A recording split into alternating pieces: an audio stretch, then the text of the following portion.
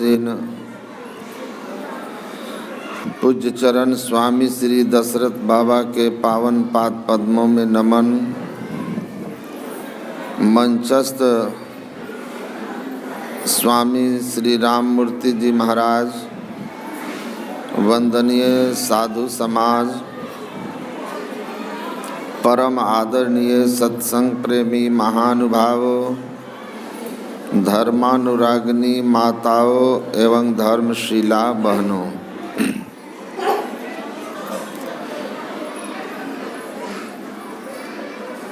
राजा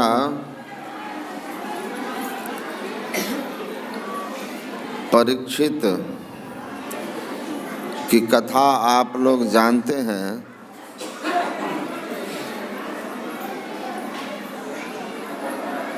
कि वो एक बार शिकार के क्रम में जंगल पहुँचे। समीक मुनि के आश्रम पर जल पीने के लिए जब पहुँचे तो देखा कि समीक मुनि आंख बंद कर ध्यान में बैठे हुए।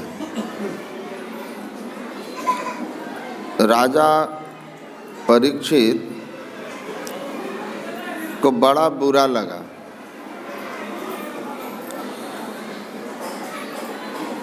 कि अरे, मैं राजा हूँ और मेरे दिए हुए दान से ऋषि का आश्रम चलता है, और ऋषि ने उठकर मेरा सम्मान नहीं किया, मेरा आव भगत नहीं किया। लेकिन समीक ऋषि समाधि में थे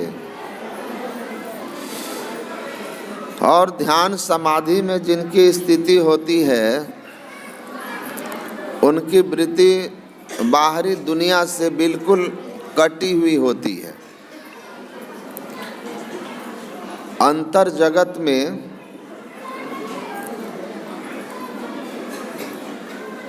वे लीन थे, बाहर का कुछ बोध नहीं था।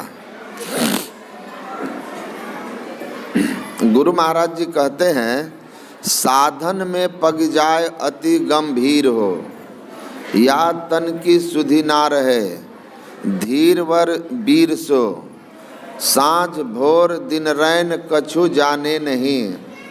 अरे हाँ में ही बाहर जड़वत रहे, माही चेतन सही। साधना में जो ऊंचाई की ओर बढ़ जाते हैं,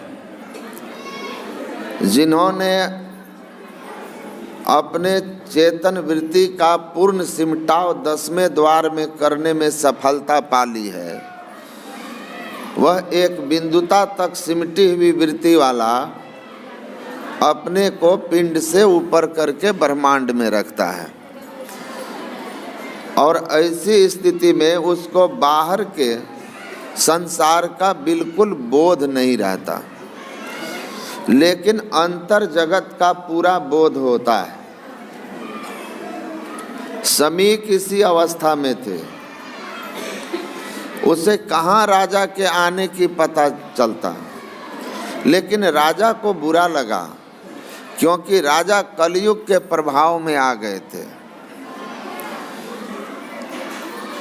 परिणाम हुआ कि नाराज राजा ने समीक ऋषि के गले में एक मरा हुआ सांप डालकर और वहां से चल दिए।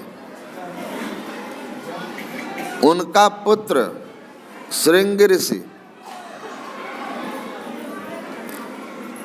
जब आए और देखा कि समाधि में बैठे हुए पिता के गले में कोई मरा हुआ सांप डालकर उनका अपमान किया है, तो बहुत नाराज हुए, क्रोध आया।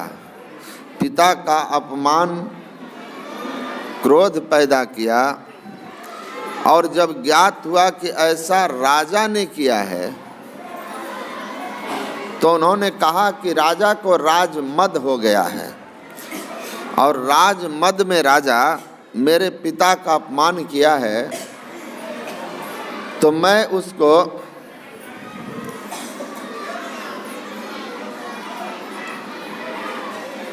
ऋषि की महिमा से परिचित कराता कि ऋषियों की क्या शक्ति होती है।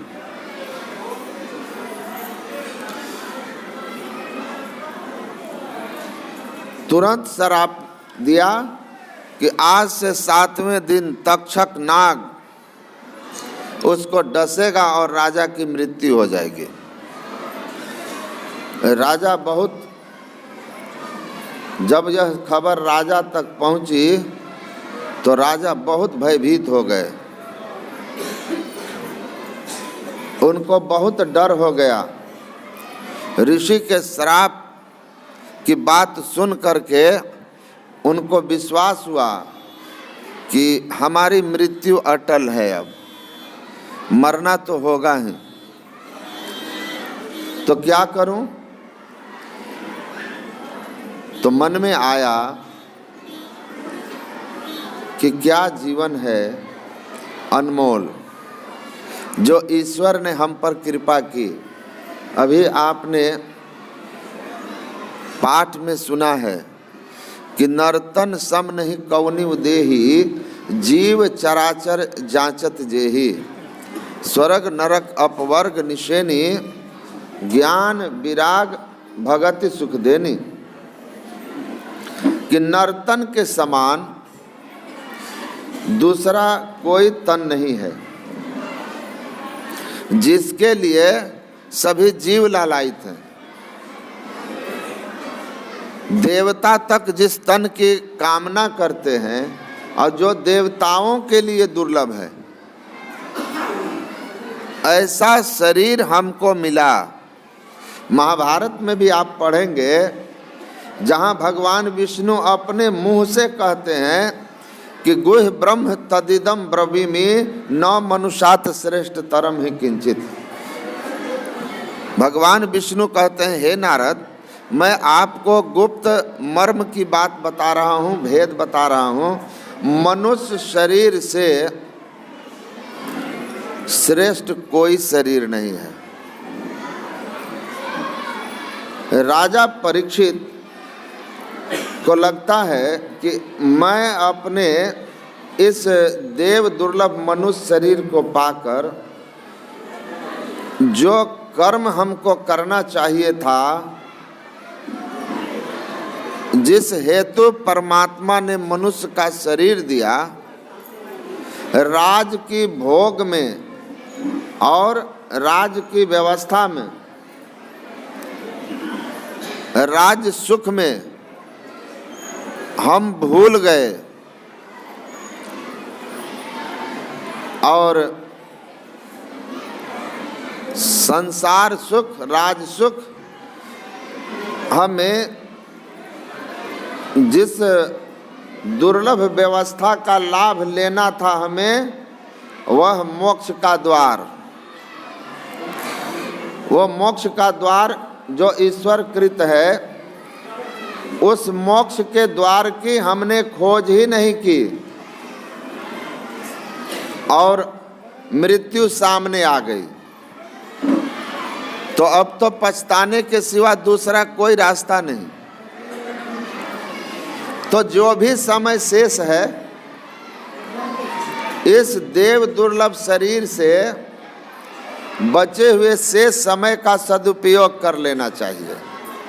तो 7 दिन मेरे हाथ में है, तो कम से कम इस दुनिया से जाने से पहले इस 7 दिन में कुछ ऐसा कर लें जिससे हमारे जीवन में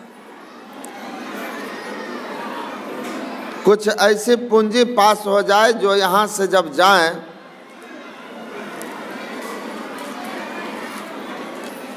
तो दुर्गति तो कम से कम ना हो। लेकिन जीवन के 7 दिन मात्र हैं। वैराग्य हुआ, स्वाभाविक है। जब मृत्यु सामने आती है तो आदमी को कुछ भी अच्छा नहीं लगता है। एक सत्संगी को मैं जानता हूँ, पंजाब के थे, इधर से ही पंजाब जाके बसे थे। उनको डॉक्टर कह दिया कि आपके लिए अधिकतम 3 महीना का समय शेष है, 3 महीना से अधिक आप नहीं रह सकते, अब आप घर जाइए। वो आदमी बहुत हिम्मत वाले थे। उन्होंने डॉक्टर से स्वयं कहा था कि सर मैं बहुत हिम्मत वाला आदमी हूँ, मृत्यु को मैं जानता हूँ कि एक दिन आएगी, इसलिए मैं घबराने वाला नहीं हूँ। आप मुझे अगर बता देंगे कि मेरी जिंदगी का में अधिकतम कितना समय है तो मैं उसको अपने जीवन के कल्याण में लगा दूंगा। इसलिए आप ऐसा न सोचें कि कह देंगे तो डर जाएगा। अगर 15 दिन ही है तो ईमानदारी से 15 दिन बोल दीजिए। डॉक्टर कहा कि 3 महीना। उन्होंने कहा कि धन्यवाद आपको, 3 महीना। उस 3 महीने के पीरियड में मेरी उनसे बात हुई। वो आए और कहे 15 दिन करीब बाद डॉक्टर से मिलने के बाद कि देखिए हमको डॉक्टर ने टोटल 90 दिन दिया है, उसमें 15 निकल चुका है, शेष 75 मैक्सिमम। तो मैं सारा काम धंधा, धन दौलत, चाबी, बैलेंस अपने दोनों पुत्रों में बराबर बांट के, और अब मैं एकाग्र चित्त होकर केवल ध्यान साधना में हूँ। और जब उनको अंतिम समय में फोन करके कहा कि वीडियो कॉलिंग करके कि थोड़ा उनका चेहरा देखेंगे, तो जैसे उनके सामने उनके पोते के वीडियो कॉलिंग हुआ तो वीडियो कॉलिंग में आंख बंद, आंख खोलकर उन्होंने दूर में जो पोता बेटा था आंख खोल करके उन्होंने देखा तक नहीं, और कहा कि रूम में कोई आने के पहले हमको बता देना, नॉक करना, आंखें बंद करके बात करेंगे। केवल गुरु महाराज को देखता हूँ तो केवल गुरु महाराज की ही केवल तस्वीर रूम में, और कोई तस्वीर नहीं। एक चित सकल भूले एके रहे गुरु तुम पद स्नेहु। देखना है तो उनको देखना है जिसको देखने से जिनके तरने की नाव किनारे लागी, जिनको देखने से यह नाव हमारी भवसागर से किनारे लग जाएगी, डूबेगी नहीं, बस उनको देखना है। कमरे में एक गुरु महाराज की ही तस्वीर चारों तरफ थी। सोएंगे, इधर मुड़ेंगे उधर मुड़ेंगे, सब तरह दीवार पर, आसन पर गुरु महाराज की तस्वीर, और उसी में रह करके और वो अपने जीवन का। मैंने कहा कोई चीज़ अब आपको, कहा हाँ मन में आता है, संस्कार है तो खींचेगा, मन में संतान, मन में परिवार, मन में धन आता है, लेकिन आते ही मैं कहता हूँ बस बाबू अब 60 दिन रह गया है, अब 75, तो अब कल 74, उसके बाद सब यहीं पड़ा रह जाएगा। जो छूट रहा है उसको पहले छोड़ दो। सहजो बाई की वाणी को स्मरण करता हूँ, सहजो भज हरि नाम को तजो जगत सोने, अपनी तो कोई है नहीं अपनी सगी न दे, यही कहे गुरुदेव जू यही पुकारे संत, सहजो तज या जगत को तो ही तजेगा अंत। और नहीं तो गुरु महाराज की वाणी स्मरण करता हूँ, ना भयो जग काहू को कितनो को अपनो कियो, अकरि जतन जो या ही त्यागो, शांति सुख सो ही लियो। कहा बस इन्हीं वाणियों को स्मरण कर लेता हूँ, लिख के रखा हूँ, उसको भी लिख करके रखा हूँ। वे वाणियाँ हमारे मन को संसार की ओर जाने से रोकती है। जीवन तो यही है। और बाबा अब हमको तो लगता है कि जीवन के करीब 70 साल की उम्र हो चुकी है। मरने के पहले पता चल जाना कि अब तुमको 30 दिन, 50 दिन, 60 दिन, 90 दिन रहना है, इससे बढ़कर गुरु कृपा और क्या होगी कि पूरी तैयारी गुरु महाराज करवा रहे हैं ताकि शांति, सुकून और संपत्ति अर्जित कर परलोक की यात्रा पर निकलूंगा। ये तो कृपा है उनकी, और किसी से कोई मतलब नहीं। तो जब मृत्यु आ जाती है सामने और दिखने लगती है, तो मृत्यु ऐसी चीज है जो हमको सबसे वैराग कराता है, सबसे वैराग कराता है।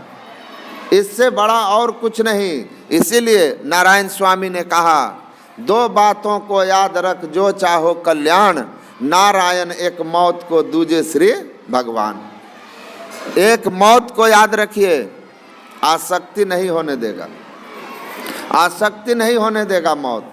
और दूसरा श्री भगवान। मैं स्वयं जब बहुत दिन के लिए गायब हो गया था हिमालय क्षेत्र पंजाब में, तो मेरे पिताजी एक दिन हमसे पूछे कि आपको हम लोगों की याद नहीं आती थी? हम बोले हाँ आती थी। तो आते क्यों नहीं थे? न कोई खबर, न आना, न खबर लेना। तो हम बोले हाँ, जब याद आ जाती थी और मन कहता था चलना चाहिए, तो आंखें बंद करके सोचता था 100 वर्ष आगे चल के, कि 100 वर्ष के बाद स्मरण करो कि तुम्हारे पिताजी हैं, माताजी हैं, भाई बंधु रिश्तेदार सगे संबंधी दूर दूर तक कोई है तो नहीं। 100 वर्ष बाद कोई है तो नहीं, हम भी तो नहीं। तो मन को 100 वर्ष आगे पहुंचा देते थे, फिर उसी क्षण होता था जो 100 वर्ष बाद नहीं रहेगा उसको आज ही ना कर लो। तो मन शांत हो जाता था, मन शांत हो जाता था कि छोड़ो, अंधेरा होगा ना। 100 वर्ष बाद जरा सोचना आंख बंद करके कि आज से 70 साल बाद, 80 साल बाद, 100 साल बाद रख लो, पोता पोती कोई नजर नहीं आएगा। आज जो उस समय होंगे वो अभी आपके नजर में नहीं आ सकते। तो जब कोई नजर ही नहीं आएगा और मन 100 साल आगे चला जाए तो मन ऐसे ही शांत हो जाएगा। छोड़ भाई, आराम से हो जाओ। लेकिन इस मन को वहां ले जाना, बार बार अभ्यास कीजिएगा ना तो चला जाएगा। कोई भी काम ऐसा नहीं कि नहीं जाएगा। तो सबसे बड़ी बात है, 2 बात में मृत्यु को याद रखते हैं, मृत्यु से रक्षा करने वाला परमात्मा अपने आप स्मरण में आते हैं। मृत्यु तुरंत ईश्वर की ओर ले जाती है, क्योंकि हमको संसार में उस समय बचाने वाला कौन? तो ईश्वर की याद आएगी। ईश्वर कहें, संत सदगुरु कहें, याद तो वही आएंगे जो बचा सकते हैं। तो स्वाभाविक है राजा परीक्षित को भी वैराग होता है और लगता है कि जीवन व्यर्थ चला गया, अनमोल जीवन राज के भोगों में बीत गया, और जिस हेतु मिला था पाई न जेहि परलोक संवारा। जो इसको पाकर परलोक नहीं संवारा तो सो परत्र दुख पावै सिर धुन धुन पछताए। वह परलोक में सिर धुन धुन के पछताता है और काल ही कर्म ही ईश्वर ही मिथ्या दोष लगाए। तो मैं अब क्या करूं? मिला था स्वर्ग नरक अपवर्ग की ओर जाने के लिए। पाप करके हम नरक जा सकते हैं, पुण्य कर्म करके स्वर्ग जा सकते हैं। दान पुण्य यज्ञ व्रत ये सब स्वर्ग के मार्ग हैं, लेकिन ये भी शाश्वत नहीं है। स्वर्ग स्वल्प अंत दुखदाई, पतानंते महादुखम परिताप सुदारुण स्वर्गा भाजस चरंती ह तस्मात् स्वर्ग न कामये। भगवान कहते हैं भाई, जब आपका पुण्य छीन होगा तो वहाँ से पतन हो जाएगा, और जब पतन होगा तो फिर नीच योनियों में जाएंगे। देव शरीर से नीच योनियों में जाना ये बहुत बड़ा घाटा हो जाएगा। इसलिए मनुष्य शरीर मिला है तो किधर चलना है? तो यद गत्वा न शोचंती चरंती व्यथंती वा तदतम स्थानम अत्यंतम मार्गस्यामि केवलम। उस स्थान की खोज करना है, उस ओर चलना है जहाँ जा कर के किसी तरह का शोक संताप आवागमन दुख न रह जाए। वह मोक्ष का मार्ग है। वह मार्गस्यामि केवलम, केवल उस मार्ग की खोज करना चाहिए, मोक्ष का मार्ग का खोज करना चाहिए। मोक्ष के मार्ग को न खोजा आपने तो आप दुनिया भर का काम कर लीजिए। भगवान विष्णु गरुड़ जी से कहते हैं कि मोक्ष के मार्ग से युक्त यह मानव का तन पा करके जिसने मोक्ष नहीं संवारा, संत सदगुरु से सदयुक्ति लेकर के मोक्ष के मार्ग की साधना नहीं की, जो मोक्ष का मार्ग आपके अपने शरीर में है, जिसको 10वां द्वार या बिंदु द्वार या शिवनेत्र सहरक सुषुम्ना कहते हैं, उस मार्ग की खोज नहीं की तो कहते हैं तस्मात् पाप तरोत्र का। तो फिर उससे बड़ा पापी कौन कि यह देव दुर्लभ तन को पाकर ईश्वर पा सकते थे, उस शरीर से ईश्वर पाने के जगह कीट पतंग आदि की जोनियां पाई आपने। जिससे ईश्वर मिल सकते थे उससे कीट पतंग का शरीर मिला। तो कहते हैं उससे बड़ा पापी और कौन होगा। इसलिए हम अपने शरीर के अंदर के मोक्ष के मार्ग का खोजी बने।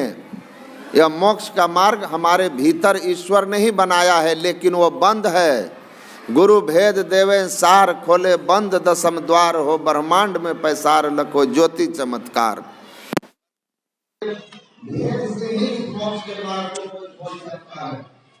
तो मोक्ष का मार्ग बनो। ने कहा कि हमने तो कुछ किया ही नहीं, केवल भोगों में रह गया। हम तो अपने आप को मनुष्य शरीर पाकर वैरागी होने का भी दावा नहीं कर सकते।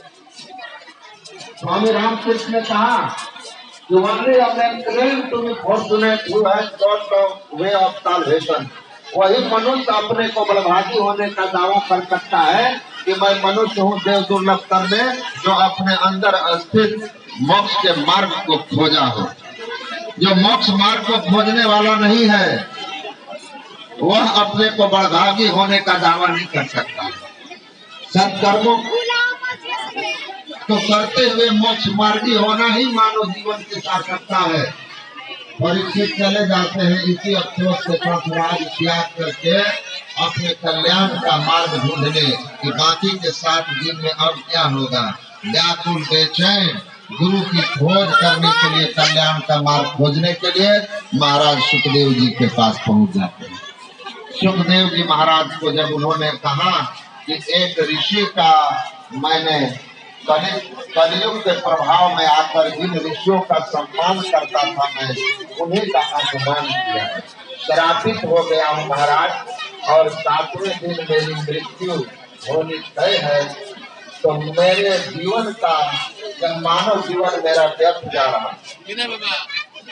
इस व्यर्थ मानव जीवन तो न जाए, इसलिए कुछ आप हमको उपाय बताइए जिससे हमारा कल्याण हो। वहाँ स्थान भी मेरे जीवन में है और वहाँ परीक्षित को सुखदेव जी महाराज ने कहा घबराइए घबराइए, 8 दिन काम नहीं होते। देखिए सुखदेव जी महाराज कहते हैं कि हे राजन, 7 दिन काम नहीं होते। आप सही जगह पर आ गए हो तो 7 दिन बहुत है, 7 दिन बहुत है। भगवान बुद्ध एक आदमी को किए और वो दीक्षा लेकर के जब जा रहा था तो एक सांड उसको उठा के पटक दिया और उसकी मृत्यु हो गई। सारिपुत्र ने कहा गजब हो गया, जिसे आपने दीक्षा दी, दीक्षा लिया और रास्ते में ही मर गया, महाराज उसका क्या होगा। भगवान बुद्ध ने कहा उसका अब कुछ भी बुरा नहीं होगा, वो सीधा स्वर्ग की ओर जा रहा है और वहां से फिर वह मनुष्य शरीर में पुनर्जन्म लेकर आएगा, क्योंकि अंतिम समय में उसने मोक्ष मार्ग के लिए प्रयास किया था और गुरु महाराज क्या कहते हैं, भक्ति बीज बिन से नहीं जो जुग जाए अनंत, ऊंच नीच घर जन्म ले तो संत का संत। गुरु महाराज ने कहा दीक्षा के समय जो थोड़े काल का ध्यान कराया जाता है वह बीज भी किसी का विनाश नहीं होता है, वह बीज भी किसी ने ले लिया है तो गुरु महाराज कहते हैं याद रखना ये बीज का भी विनाश नहीं होगा और ये बीज भी उनकी रक्षा करेगा, रक्षा करेगा। तो पूरे और सच्चे संत सद्गुरु के शरण में आप पहुंच गए जीवन के अंतिम क्षण में भी, और इच्छा हो गई कि मोक्ष का हमको मार्गी बनना है, ईश्वर की भक्ति करना है, तो ये तो बड़ी ऊंची बात है। गुरु महाराज तो कहते हैं अंतिम समय में किसी को इस बात को लेकर अफसोस भी हो जाए कि दुर्लभ मनुष्य शरीर पा करके हमें भगवान की भक्ति सत्संग ध्यान करना था, वो मैं नहीं किया, यह जीवन व्यर्थ जा रहा है, ऐसा उसके अंदर आया हुआ व्याकुलता और सत्संग न कर पाने का अफसोस, एक बार फिर ईश्वर उसको इस मनुष्य शरीर में आने का मौका दे देंगे, ऐसा अफसोस भी हुआ तो आप मनुष्य शरीर में आ जाएंगे। तो राजा परीक्षित को कहते हैं तुम 7 दिन कह रहे हो और राजन सही जगह आ गए हो, सच्चे संत के शरण में चले गए तो नलनी दलगत जलमति तरलम तद्वत जीवन मत्स्य चपनम क्षणमिह सज्जन संगति रेखा भौति भवार्णव तरनम नौका। जगत गुरु शंकराचार्य कहते हैं कि क्षण भी मात्र भी आपको किसी सच्चे संत के शरण में जाने का सौभाग्य मिल गया तो आप जान लीजिए कि संसार सागर में वो आपको डूबने नहीं देगा, ये सागर से बचाने के लिए नाव बन जाएगा। और नाव बन जाना भवसागर में डूबने से बचा लेने का मतलब है कि 84 लाख योनि में जाने से आपकी रक्षा कर लेगा। भवसागर की नाव शुद्ध संतन के चरण, तुलसीदास प्रयास बिनु मिलहि राम दुख हरण। शुद्ध संत जो होते हैं उनके जो चरण हैं वो चरण भवसागर से पार करने के लिए नाव की तरह है। तो आप सही जगह आए हो, परीक्षित पूरे और सच्चे संत हैं। सुखदेव जी महाराज अब परीक्षित उनके यहाँ पहुँच जाते हैं और कहता है कि सही जगह आए हो, चिंता मत करो, 7 दिन कम नहीं है, बहुत है राजन। हम लोगों का इतना लंबा जीवन है, घबराते हैं। वैराग्य परीक्षित वाला हो तो 7 दिन कम नहीं है, 7 दिन कम नहीं है। रत्नाकर कितने बड़े डाकू थे, है ना।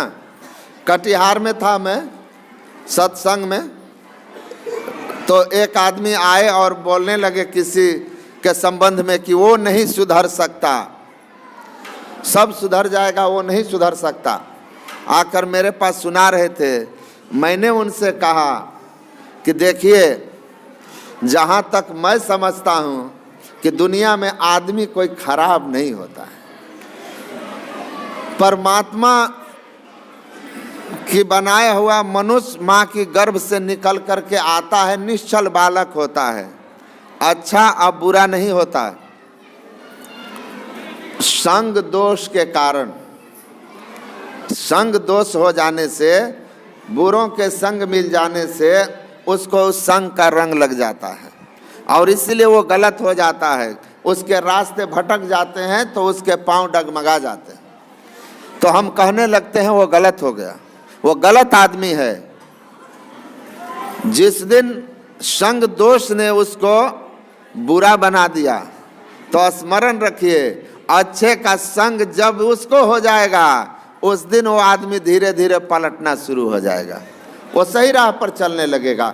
रत्नाकर कितना बड़ा डाकू था, इतने लोगों की हत्या किया कि बैलगाड़ी में जनेऊ नहीं अटता था।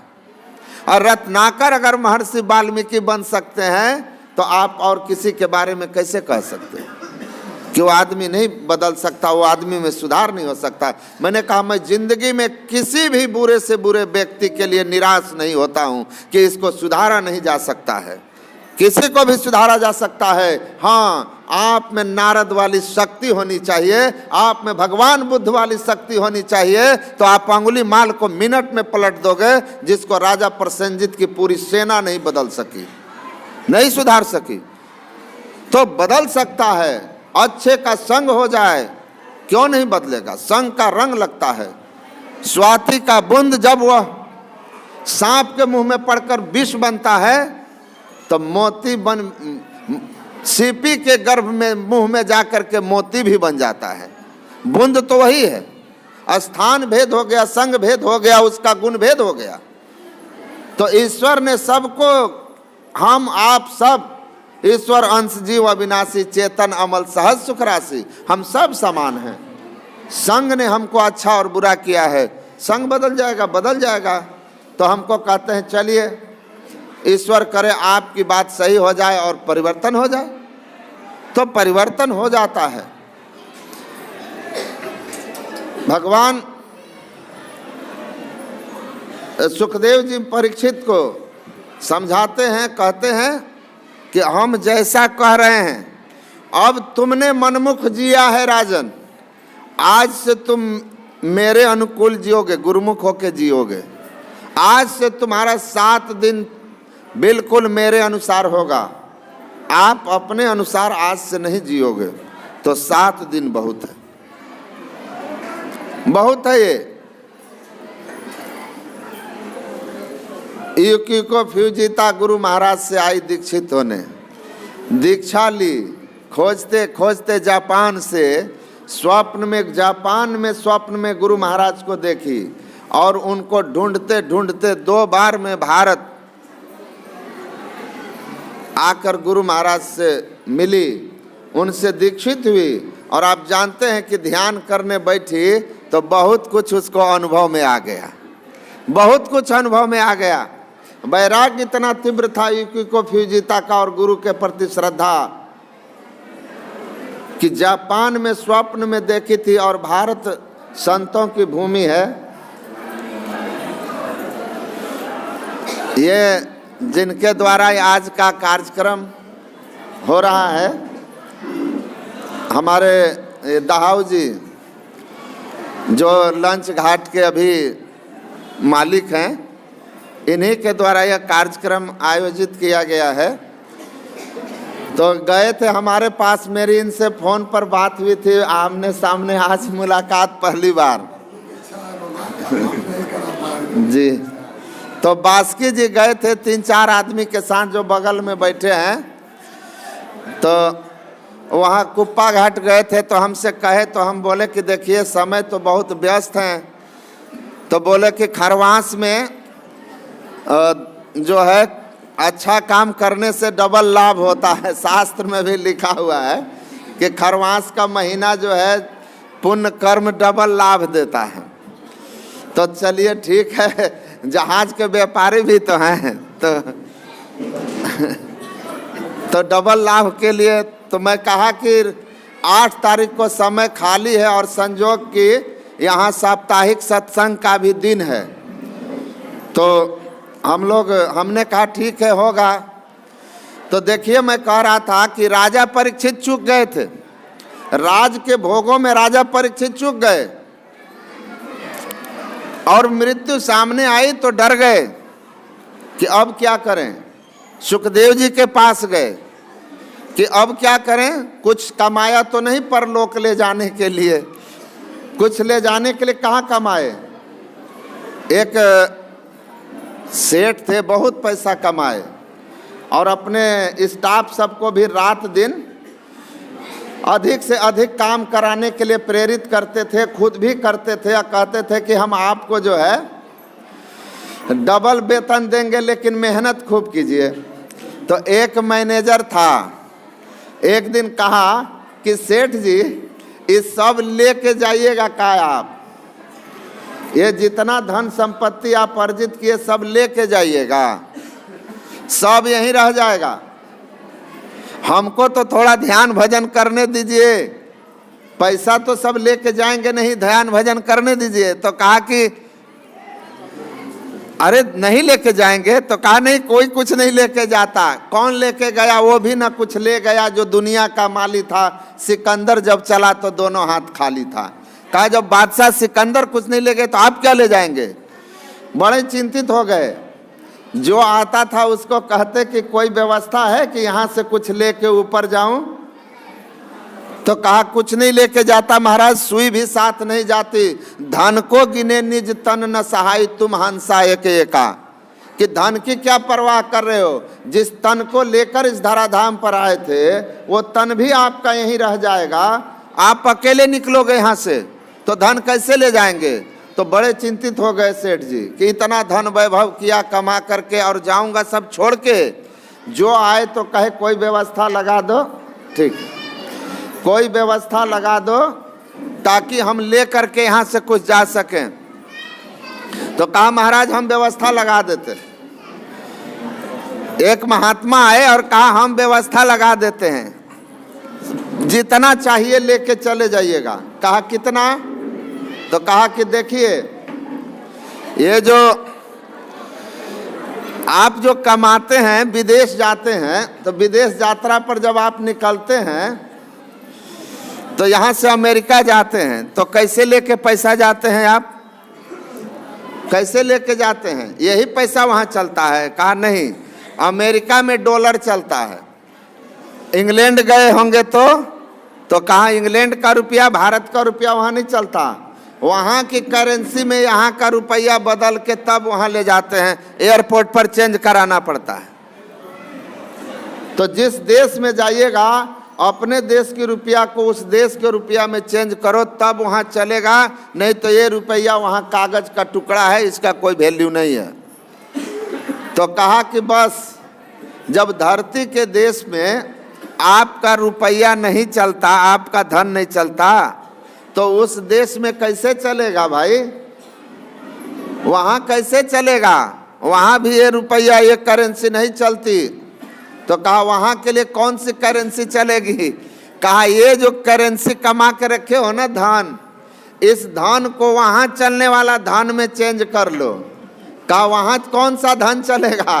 कहा कि सत्संग ध्यान सत्कर्म में खर्च करो, वही करेंसी वहाँ चलता है। जितना धन सत्कर्म की करेंसी में कन्वर्ट कर सकते हैं, चेंज कर सकते हैं, वो आपका साथ चलेगा और वहाँ आपका बदल जाएगा। तो सेठ जी को सूत्र मिल गया। सेठ जी को सूत्र मिल गया कि भाई अगर संपत्ति साथ लेके जाना हो तो कुछ कन्वर्ट करो सत्कर्म में। तो हमारी फोन पर बात हो रही थी, दाऊ जी कह रहे थे कि बाबा धन संपत्ति तो बहुत कमाते हैं लेकिन धर्म में भी लगाते हैं कि आखिर तो कुछ ऊपर वाले के पास भी हिसाब किताब होगा। तो स्वाभाविक है कि सत्कर्म में लगाओ, ऊपर की व्यवस्था, आगे की व्यवस्था तो यही है ना। धनानि भूमो पशुओ ही गोष्ठे नारी गृह द्वारी जन शमशाने देहस्थितायाम परलोक मार्गे धर्मानुगो गच्छति जीवे कह। तो आगे की संपत्ति तो धर्म ही है। तो जब हम आज सच्चे संत के पास जाते हैं तो सबकी सदयुक्ति मिल जाती है, सबकी युक्ति मिल जाती है। भगवान हम लोगों को धराधाम पर आकर समझाते हैं कि दुर्लभ मनुष्य शरीर मिला है। अचानक परीक्षित को तो 7 दिन भी मिल गया, बहुतों को तो 1 मिनट भी नहीं मिलता। पांव पलक की खबर नहीं करे काल की साज, काल अचानक मार से ज्यों तीतर को बाज। तो महापुरुष लोग कहते हैं सावधान हो जाइए और चिंता मत कीजिए। 7 दिन के बाहर किसी को नहीं जाना है, 7 दिन में ही सबको जाना है। एतवार से सोमवार से एतवार के बीच में ही सबको मरना है। 8वां दिन कोई नहीं आएगा, सब 7 दिन में ही जाएंगे। काल का घेरा से बाहर नहीं हो पाइएगा। महापुरुष समझाते हैं परीक्षित को। सुखदेव जी महाराज मिल गए, कहा बैठो 7 दिन मेरे अनुसार। और एक एक दिन उनको, पहले तो उनको दीक्षित करते हैं, उसके बाद सत्संग सुनाते रहते हैं और फिर उनको कहते हैं कि शरीर को शून्य करने का साधन करो। शरीर शून्य करने का साधन क्या है? वही मैं जो कह रहा था, चेतन का सिमटाव 10वें द्वार में करके पिंड से ब्रह्मांड की ओर हो जाइए। ये गुप्त मार्ग, मोक्ष का मार्ग आपके अंदर में है। 9 द्वार हमारे शरीर के अंदर में है। ये 9 के 9 द्वार जम के द्वार हैं, 2 आँख, 2 कान, नाक, मुंह, मलमूत्र के। इधर से जब निकलेंगे तो आपको जम पकड़ लेगा। नर बपुधर जो जन नहीं गुरु के, जम के मार्ग जय हैं। सूरदास भगवंत भजन बिनु बिरथा जन्म गवई हैं। जो सच्चे संत सदगुरु के शरण में नहीं गए तो जम के मार्ग से जाएंगे, जम पकड़ लेगा। जम पकड़ेगा तो एक तो अंधेरी कोठरी, तामे दियो न बाती हो, बहिया पकड़ी जम ले चला, कोई संग न साथी हो। तो देखिए, कोई संग साथी नहीं होता। कहा 10 शून्य ध्यान सबके मन माना। ये शून्य ध्यान, सुषुम्ना ध्यान, मोक्ष का ध्यान, 10वें द्वार का ध्यान। 10वां द्वार बंद है, इसी को खोलना है साधन करके, यही मोक्ष का द्वार है। इस मोक्ष के द्वार का साधन शून्य, शरीर को शून्य करना, मतलब शरीर में फैली हुई चेतन को समेट करके पिंड से ब्रह्मांड में करके नानक जीवतिया मरी रही है ऐसा जो कमाइए, जीते जी मृतक की स्थिति में आ जाना। बाहर से मुर्दावत लेकिन अंदर में चेतन सही, अंदर में ज्ञान समाधि में जगा हुआ है। ऐसी स्थिति के लिए अभ्यास कराते थे। होते होते जब 7वां दिन आया तो वैराग्य जब रहेगा गंभीर, आपके अंदर जब वैराग्य है तो मन को समेटने में समय नहीं लगता है। अनुराग, आसक्ति मन को खींचती है। वैराग्य जब हो जाएगा, कहीं आपका संसार में लगाव नहीं है तो मन को जहाँ खड़ा कर दोगे वहीं खड़ा हो जाएगा। ये तो भागता वहाँ है जहाँ जहाँ इसका लगाव और फंसाव है। जब कहीं से फंसाव लगाव नहीं रह गया, उस मन को स्थिर करने में समय कितना, समय कितना। गुरु महाराज से कहा था ना, इसी मनिहारी आश्रम 1971 में एक आदमी पूछे थे, शांति संदेश में छपा था 2008 के मार्च अंक में, कि हुजूर साधना में प्रगति पाकर मोक्ष तक जाने में कितना समय लगता है? तो गुरु महाराज ने कहा था, इसमें समय की बात नहीं है, बात लगन वैराग्य की है, अभ्यास की है। जिनमें लगन होगा, जितना लगन होगा और जितना संसार से वैराग्य होगा, अनासक्ति होगी, जो अपने को जितना अनासक्त कर सका और जितना समय ध्यान में लगाया वो उतना जल्दी पहुँचेगा। और जो आसक्त होकर है, जो सदाचार की रीढ़ से टूटा हुआ है और साधन में समय नहीं लगाता, उसका कोई ठिकाना नहीं है कब तक में होगा। ये मुख्य बात ये है कि साधन में समय और आपका वैराग्य। भगवान कृष्ण ने भी कहा ना, मन बहुत चंचल है, मन नहीं पकड़ा जाए बहादुर जवान है, लेकिन पकड़ में आ जाता है कब? अभ्यासेन तु कौन्तेय वैराग्येन च गृह्यते, अभ्यास और वैराग्य से। तो वैराग्य पूर्ण अगर जीवन हो, आसक्ति नहीं है कहीं, तो मन को जहाँ अभ्यास कीजिएगा खड़ा करने का, कुछ ही समय के प्रयास के बाद मन खड़ा हो जाएगा। और गुरु महाराज कहते हैं, जिसने मन को पकड़ लिया, मन को खड़ा ठीक ठीक गुरु के बताए हुए स्थान पर, दोनों आँखों के मध्य में सामने निश्चित स्थान पर अपने दृष्टि को टिकाया, मन टिकेगा, दृष्टि टिकेगी, दृष्टि टिकेगी, मन टिकेगा। दोनों का अन्योन्याश्रय संबंध है, तो टिका लेंगे आप। गुरु महाराज ने कहा, बंद कर पलकों को वो कर मन की छटपट अंतरे, अब मध्य सन्मुख झल बिंदु झल के लख लेतन से पंथरे। तो मन की छटपट को जितना जल्दी आप समाप्त करके और आगे केंद्रित करने में सफल हो जाइएगा, उतना जल्दी 10वां द्वार खुल जाएगा। अब मन की छटपट उसी का जल्दी बंद होगा जिस आदमी का संसार में आसक्ति न्यूनतम होगा। पूजपात दल बहादुर बाबा कहते थे, चूहा के पूंछ में सूप बांध करके अगर चाहोगे बिल में घुसाना नहीं घुसेगा। उसी तरह मन में सारी दुनिया की आसक्ति लेकर ध्यान में बैठोगे, कभी 10वां द्वार नहीं मिलेगा। लेकिन सूप खोलो, अनासक्ति का अभ्यास करो, वैराग्य का अभ्यास करो और तब साधना का अभ्यास करो, तो देखो 10वां द्वार जल्दी खुलता है कि नहीं खुलता है। इसीलिए गुरु महाराज ने कहा कि यह रास्ता सरल सरल जग में प्रचारी, सरल से सरल राह है तुम्हारा भीतर का वैराग्य कमजोर है, इसीलिए सरल मार्ग होते हुए भी आपको बड़ा कठिन महसूस होता है। तो वैराग्य की बड़ी आवश्यकता है। परीक्षित को वैराग्य था, पहले संसार को तोड़ी आओ तब बात पिया की पूछिए जी, म्यान एक तलवार दो कह भांति वा में कीजिए जी, म्यान एक तलवार दो कई भांति वा में कीजिए जी, दोनों की हो एक समय भुआलू, हंसब ठठाई फुलाई गालू। दोनों कैसे होगा? उसी तरह संसार की गहरी आसक्ति लेकर के चित्तवृत्ति के सिमटाव का साधन में बहुत बहुत बहुत कठिनाई है, असंभव सा है। लेकिन जो गुरु महाराज के ज्ञानोपदेश के अनुसार अपने को सदाचार में रखेंगे, देखिए सदाचार भीतर वैराग्य लाता है।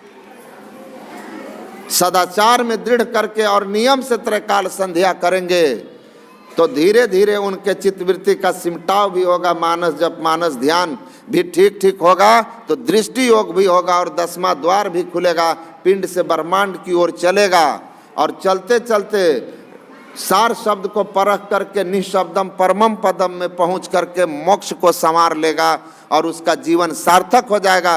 परीक्षित 7 दिन में सुखदेव जी महाराज के पास उस अवस्था को प्राप्त कर लिया और जैसे आया उसको डसने के लिए कहा, सावधान, चित्तवृत्ति का सिमटाव करके निकल जाओ।